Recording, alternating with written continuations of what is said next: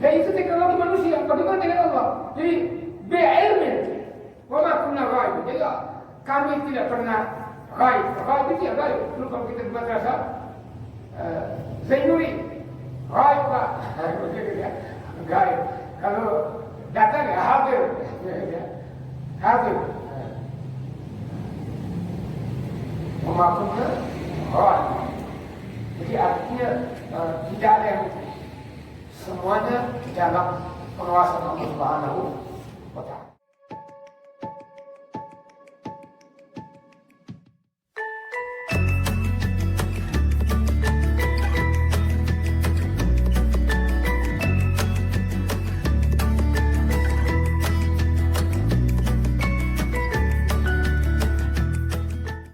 Kemudian ayat ketiga, wal waznu yawma idzinil haqq.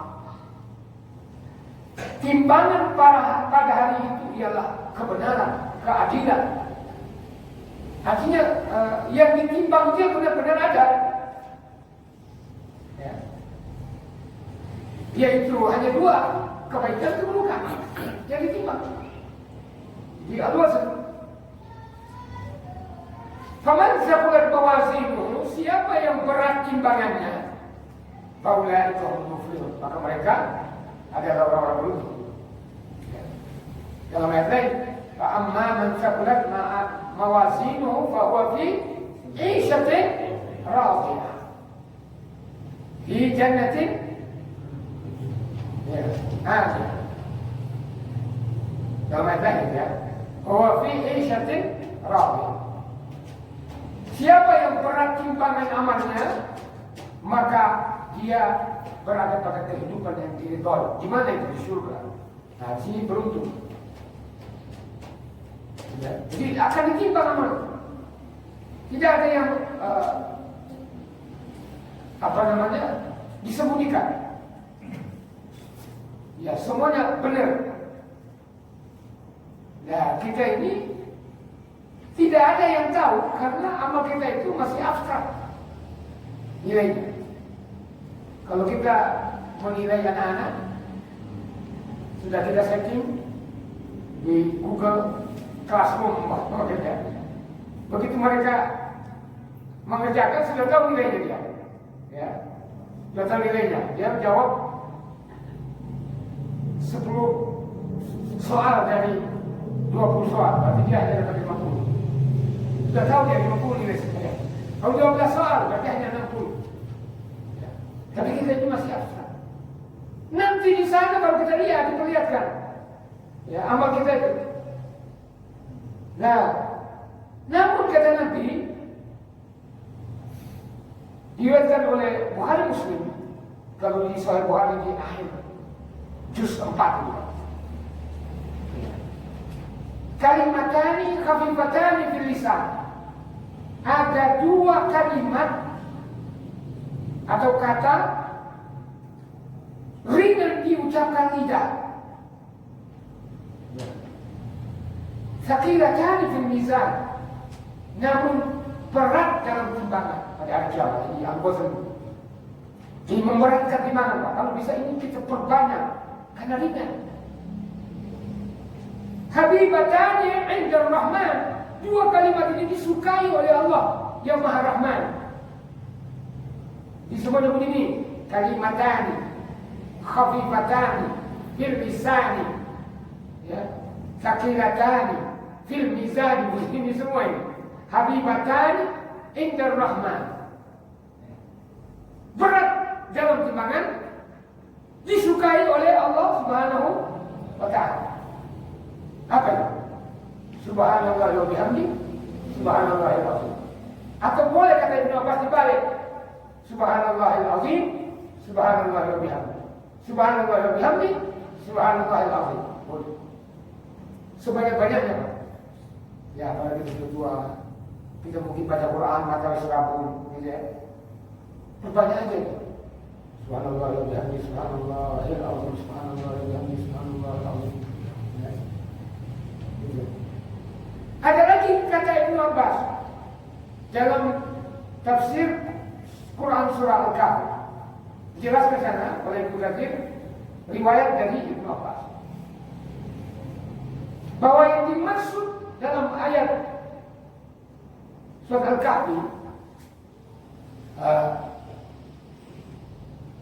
apa namanya? Ada kata, ada zikir, yaitu subhanallah walhamdulillah wala ilaha illallah wallahu akbar, ditambah wala haula wala quwwata illa billah. Itu lebih baik daripada dunia beserta isinya. Lebih baik daripada dunia beserta isinya. Jadi banyak. Ya, kalau mau memberatkan timbangan, ya termasuk sholat sunnah subuh, qabliyah. Rakaat al-fajr khairun minad dunya wa ma fiha. 2 rakaat sunnah subuh sebelumnya itu lebih baik daripada dunia beserta isinya. Coba, beserta isinya. Jadi kita orang Islam ini nggak usah kecewa dengan 9 naga ini. Jadi kita lebih suki daripada mereka. Jangan. Nggak usah kecewa dengan orang yang diberi kekayaan nomor 1 di dunia kekayaannya. Sebenarnya kita umat Islam, karena kita sholat 2 rakaat itu lebih baik daripada dunia beserta isi. Makanya jangan ditinggalkan. Subhanallah.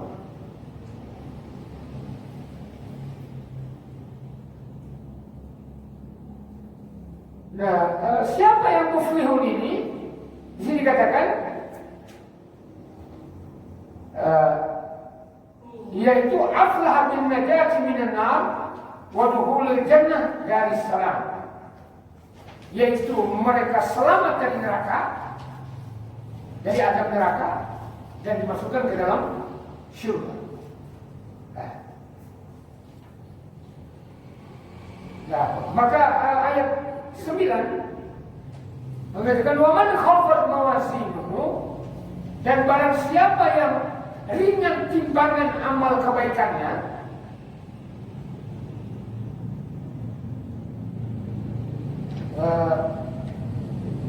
yakni khaffat li qillati hasanatihi wa kasrati sayyiatihi. Jadi khaffat di sini terlalu sedikit kebaikannya, sementara kejahatannya, kalau bahasa orang akhirnya ya, kejahatannya banyak. Jadi ada wa amma man khaffat mawazinuhu fa ummuhu hawiyah wa ma adraka ma hiya narun hamiyah. Subhanallah. Nah, ini. Jadi orang yang sedikit amal baiknya, dosanya besar. Maka dalam ayat ini dikatakan khasira nafsuhu bi'ilqaihi fi jahannam, bahwa orang ini akan menjadi merugi dirinya pada hari kiamat karena dia akan dijebloskan ke dalam neraka jahannam. Waliyahulillah. Saya kadang-kadang berjalan di jalan. Saya kadang-kadang berpikir seperti itu. Coba ya kalau tidak ada neraka disiapkan oleh Allah, semua orang masuk surga. Ya tapi sudah begitu, karena Allah. Ya. Ya kalau tidak begitu ya manusia tidak berusaha. Rusak bumi. Jadi kalau tidak ada iming-iming surga begitu, ya rusak dunia. Orang saling membunuh. Dibikin begitu aja, orang kafir lebih banyak, 10 miliar manusia saat ini, orang kafir lebih 8,3 miliar. Orang Islam hanya 1,7 miliar. Coba. Nah, orang Islam saja banyak yang murtad. Banyak yang tidak percaya itu ada Tuhan. Ya karena dia gunakan pikirannya. Ya seharusnya kita yakin betul bahwa benar-benar ada Allah Subhanahu wa taala sebagai bukti bahwa matahari ini terbit dari timur, terbenam ke barat secara teratur. Kita ini manusia umat Islam dimanapun dia berada hanya berpusat kepada satu titik, yaitu Ka'bah. Kiblat kita ya ke Ka'bah, menunjukkan bahwa Allah itu satu-satunya Tuhan. Ya. Dan masih banyak. Ya, andai kata ada Tuhan di langit, kata Allah, ada Tuhan di bumi, maka langit maupun bumi akan jadi rusak. Itu menurut akal itu, Bang. Kalau Donald Trump berkuasa di dunia, satu-satunya penguasa umpama, kemudian Vladimir Putin menjadi penguasa di langit, maka bumi maupun langit akan hancur. Karena kalau Vladimir Putin jengkel dari atas dibom, dia ya hancur. Begitu juga yang berkuasa di bumi, dia bom langit, ya hancur, ya rusak semua. Nah itu menunjukkan bahwa baik di langit maupun di bumi hanya ada satu Tuhan, yaitu Allah Subhanahu wa Ta'ala. Maka dalam surat Ali Imran itu, ya,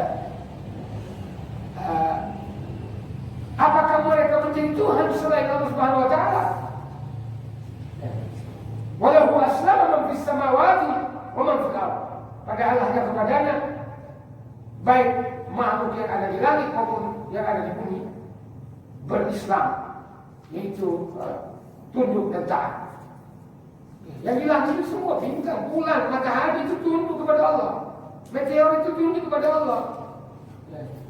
Nah begitu juga air di bumi ini tunduk kepada Allah. Air itu dimanapun dia berada pasti akan bermuara ke laut. Tiada air laut yang kemudian ke gunung, ada air yang dari gunung itu turun ke laut.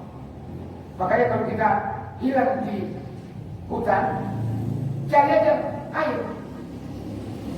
Ya, ikuti jalan air. Air itu semuanya menuju laut. Ya, muaranya ke laut. Subhanallah. Nah, ini menunjukkan Allah satu.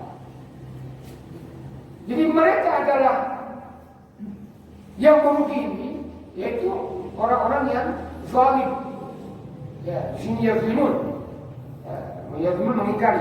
Karena orang mengingkari atau kafir kepada ayat-ayat Allah itu disebut juga zalim. Zalim di nafsi.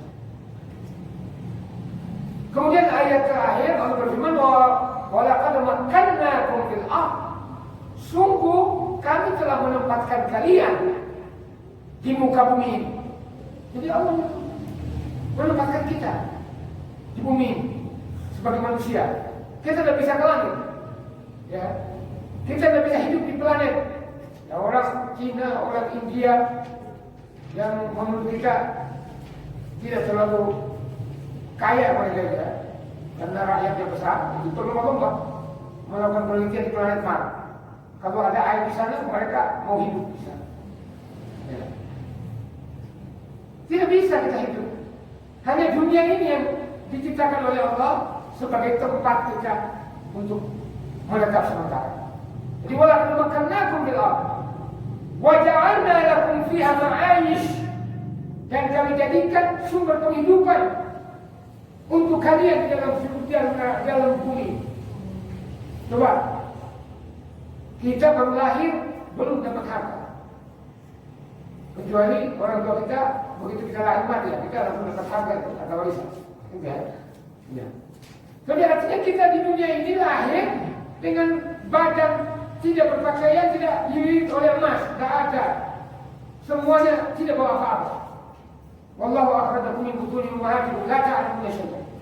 Ketika kalian dikeluarkan oleh Allah Subhanahu wa Ta'ala dari perut-perut ibu kalian, tidak tahu apa-apa dan tidak membawa apa-apa. Jadi Allah menyediakan sumber makanan, sumber penghidupan di sini, bumi. Ada laut, kemudian ikan, ada pasir, ada garam, ada mutiara, ada minyak. Coba, Allah menyiapkan laut. Allah menyiapkan di tanah ini ada tembaga, ada emas, ada perak, ada uranium, ada berlian, ada intan berlian. air kita ambil, kita gunakan, kemudian dijual oleh orang. Kita ambil dari sumur tidak ada harganya, tapi begitu dikemas, dibotol jadi aqua, jadi 5.000 satu botol. Ya. Padahal ambil di keran Masjid An-Nur, dia gratis harganya. Tapi dijual di situ aja, disaring sedikit, sudah mahal harganya. 1 liter seperempat itu 5.000, ya, dijual. Subhanallah. Jadi Allah menyediakan tanaman-tanaman hidup di dunia ini, ya kan? Ya. Dalam surat Al-An'am yang lalu bahwa Allah menciptakan macam-macam tanaman, pohon-pohonan dan buah-buahan berwarna-warni. Itu di dunia. Nanti di akhir surga itu lebih daripada di dunia. Semua pohon sana ada, semua buah ada. Tapi Allah menyatakan qalilan ma tashkurun, amat sedikit yang kalian syukuri. Jadi memang manusia sangat tidak berterima kasih. Siapa mereka manusia ini? Yang paling dominan adalah kafir. Orang kafir itu benar-benar tidak bersyukur. Dia diciptakan oleh Allah Subhanahu Wa Taala, bukannya dia beribadah kepada Allah, tapi beribadah kepada yang tidak punya andil apa-apa. Ya. Allah menciptakan, tapi dia menyembah tepeko, dia menyembah berhala, menyembah patung, menyembah setan, menyembah manusia, menyembah malaikat. Padahal makhluk-makhluk itu tidak ada andilnya terhadap dia. Yang menciptakan dunia, menciptakan langit, yang menciptakan fasilitas di bumi ini, menciptakan dia adalah Allah Subhanahu Wa Taala. Tapi dia tidak beribadah kepada Allah. Itu namanya tidak bersyukur. Jadi 1 miliar kali orang kafir ini menyatakan saya berterima kasih, bersyukur, puji Tuhan, puji Tuhan, puji Tuhan, tidak dianggap dia bersyukur karena dia tidak menyembah Tuhan yang sebenarnya. Nah itu dia. Kesimpulan, ada saya misi belum. Ayat ini menjelaskan tentang adanya keyakinan hari kebangkitan dan ada pertanyaan baik dalam kubur maupun di alam mahsyar, ada penghisaban, ada penimbangan amal pada hari kiamat. Yang kedua, sulitnya nanti wukuf di atau berdiri di padang mahsyar, di mana setiap umat dan rasulnya akan ditanya. Nah itu yang kesulitan. Yang ketiga, keuntungan dan kerugian itu kedua-duanya berdasarkan usaha kita di dunia ini. Siapa yang mau berusaha menjadi baik, maka dia akan dapat bekerja. Siapa yang berusaha atau bekerja buruk, melaksanakan keburukan, maka dia akan binasa. Kemudian yang terakhir, wajib kita mensyukuri segala nikmat. Di antaranya adalah nikmat Islam, iman, kesehatan dan keselamatan. Dengan cara beriman dan taat kepada Allah dan Rasul, itu tanda syukur. Jadi orang tidak beriman, dia tidak bersyukur. Ya, akan dulu kalau kita